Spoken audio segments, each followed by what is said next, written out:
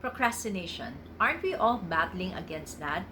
Sa totoo lang, because of the pandemic, medyo nagkaroon din naman ng leeway ang mga tao from their expectations because merong pwedeng valid reasons. However, I know that you are the type of person who would not like to rely on these excuses and would actually want to be productive. So, gusto natin na mag-get over yung procrastination. And that is what we're going to talk about tonight in this Forward Friday. I am Sheksai. Let's start.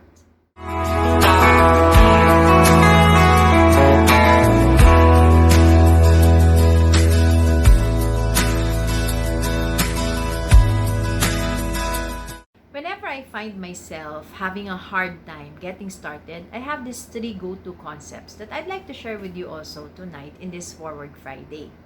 The first one is the concept of the heroic minute.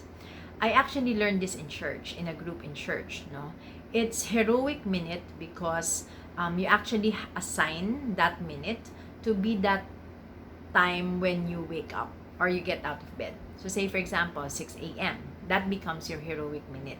Bakit siya heroic? Kasi talaga naman, ang first battle of the day, di ba, is to actually get out of bed.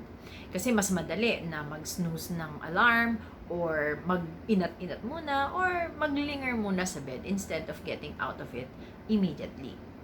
It's heroic also, not only because of difficulty, but because you can actually offer it as a sacrifice for your prayer intentions.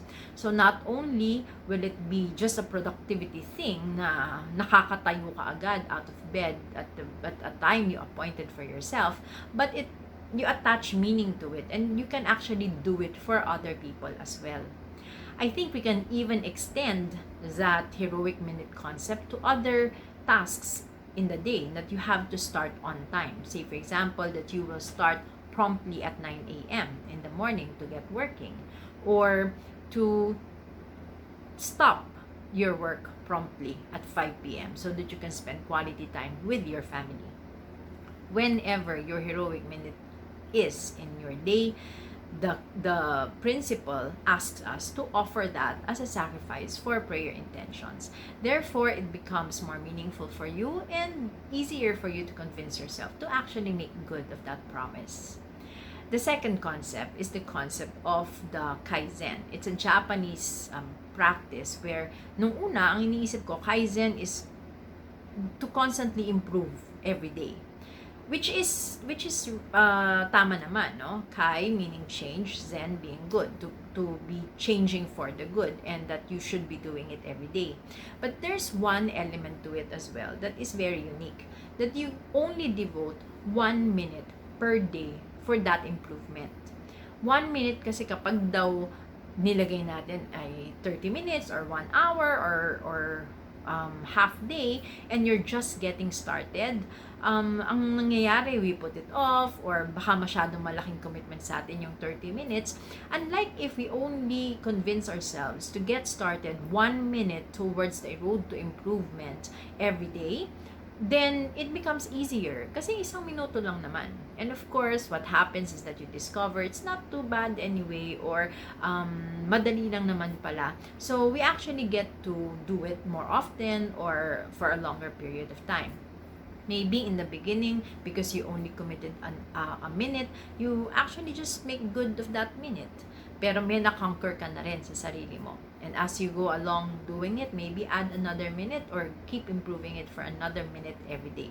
This applies to us learning a skill or getting started with a task, or maybe convincing ourselves to just, setting aside that time for ourselves as well, just to think or to meditate, whatever that is.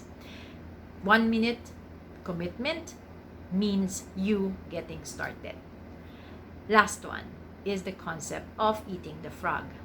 Sabi nila, kapag ang trabaho mo daw is to eat a frog or frogs, you eat the largest frog first. At kung meron siyang ka-size, eat the ugliest frog na kasing laki niya first.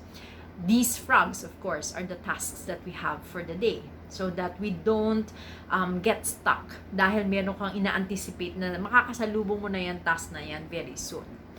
Instead of letting that negativity linger for longer, yun ang unang-una mong i-conquer for the day. Yung pinaka-ayaw mong gawin, yung pinaka-ina-anticipate mo na hindi mo gustong gawin. Either baka may kakausapin ka na hindi mo gustong tao, or pinaka-mahirap na gagawin mo for the day.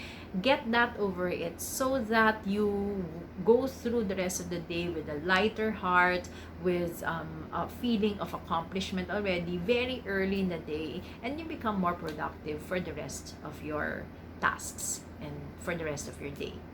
These 3 hacks, so to speak, the heroic minute, the kaizen, and the eating the frog, are 3 things that has tied me through many of my procrastination moments, no? Because not only do they make my tasks more meaningful, they actually gives me parang self-care din, no? Especially with Kaizen, na 1 minuto lang naman. It's something that actually just gets me started. And, later on, pag naman talaga importante para sa development mo yung bagay na yon, it's actually a gift for yourself.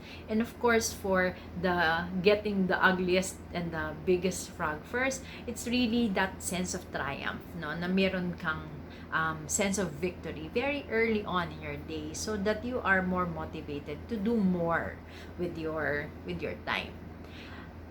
These 3 concepts help me. If they help you, welcome, you're welcome. And if you think that this will also help other people, please share this video. And you can also watch this video in YouTube, and maybe you can watch all the other videos that I've already done. Medyo matagal-tagal na tayo sa quarantine, and I think I started this sometime September, so marami na ring videos dyan that baka naman pagka napanood ninyo may also help you. So with that, I'd like to leave you with a happy weekend. This is Cheksai again from Joy in Me Today. See you again next week. Bye!